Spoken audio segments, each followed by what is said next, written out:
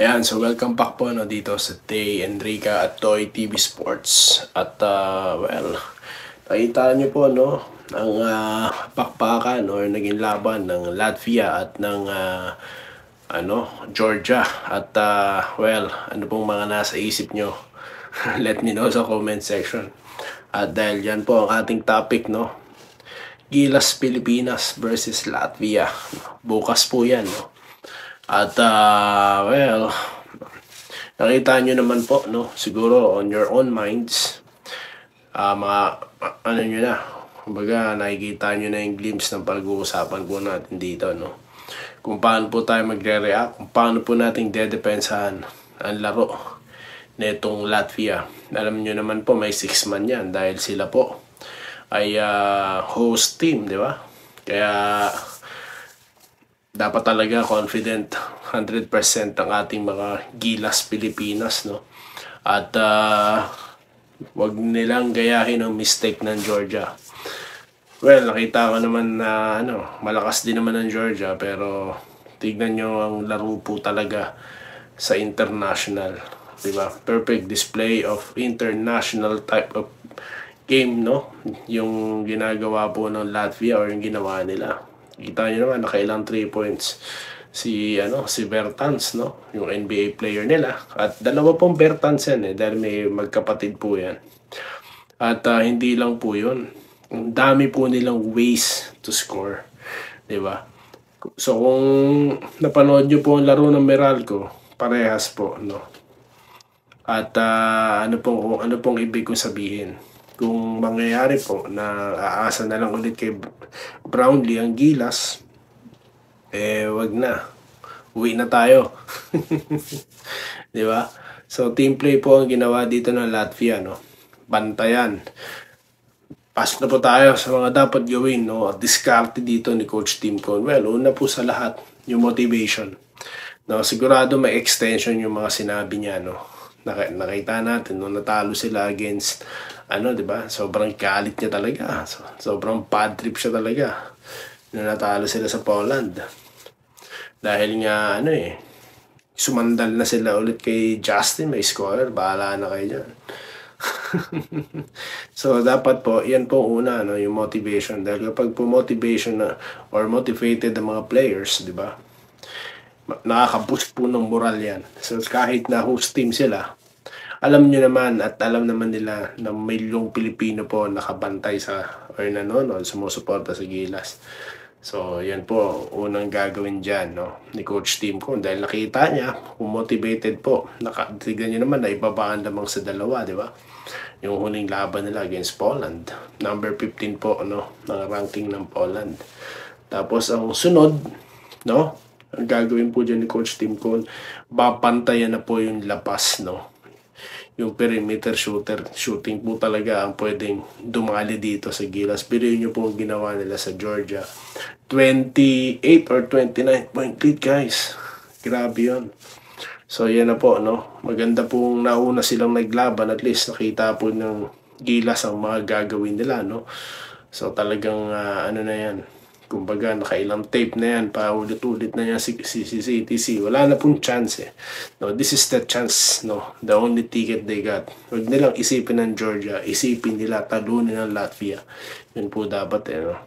So yung perimeter defense po natin, yan po mahalaga, no. At hindi lang po yun, marami po kasing, like what I've said earlier, marami pong weapons ang Latvia.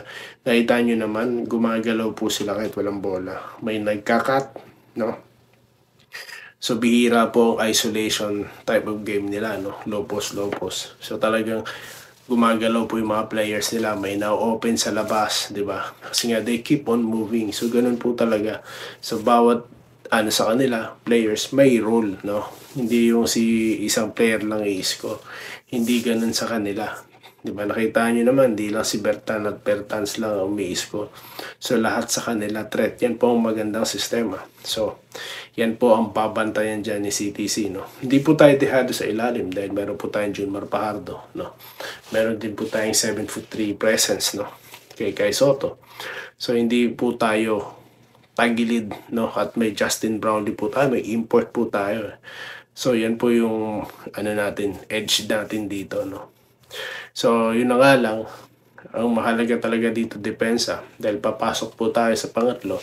Dahil kung may depensa po tayo, may opensa din po tayo, no. So dapat po ang gagawin dito ni Coach Tim Cone, stick to the play. Doon po sila sanay, no. Kung anong sistema ang ginagamit nila, dahil mahirap na po kasing mag-shift, lalo na sa ganitong pagkakataon. So kung triangle po yan, that works for them. As a matter of fact, nag-champion po tayo sa Asia na gamit yan, no. That, then of course, siguro may mga pinapractice din po sila dyan, no. Mga natutunan sa mga learning experiences, no, na kanilang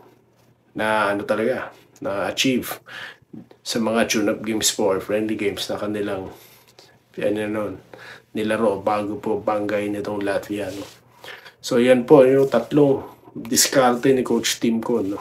Very very dito. Hindi na siya unusual, di ba? So yan lang naman po talaga dapat, dahil sabi ko nga sa inyo, kahit po kayo mismo malalaman nyo ang dapat na gagawin ng Gilas Pilipinas, no. Huwag po tayong pahiya, no, katulad ng ginawa sa ating Gilas, no, youth na tambakol, no. Pasensya na po kayo, pero kung ganyan din lang ay ilalaro nyo, wag na kayo maglaro. Nakakahiya po kasi, di ba? O kaya, baguhin ang sistema. I don't think sa player yan, sa sistema po yan. Di ba? Kasi, magagaling po tayo mag-basketball. Yun na nga lang, yung sistema po natin ang mahirap, ang hindi nakakasunod sa makabagong sistema ng larong basketball. So, wag po natin gayahin yung nangyari dyan sa Gilas Youth na 2 beses na pong tinatampakan ng kalaban, no? Nakakahiya po yan.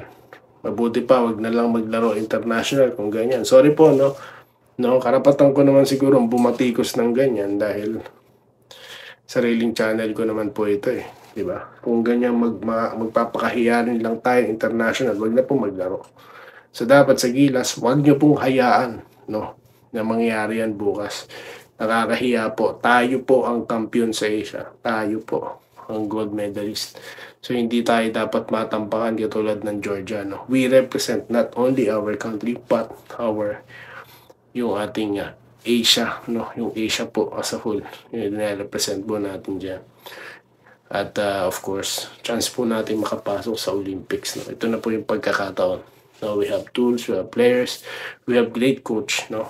So yan po abangan natin at babalik po tayo para after po niyang laro na yan, no. At yun lamang po ang ating napag-usapan ngayon. At muli, maraming salamat po sa inyong panonood. Kita-kita po tayo dito sa Tay Enrique at Doy TV Sports. Maraming salamat po. Salamat po sa panonood. Subscribe na para sa mga susunod na basketball at boxing videos.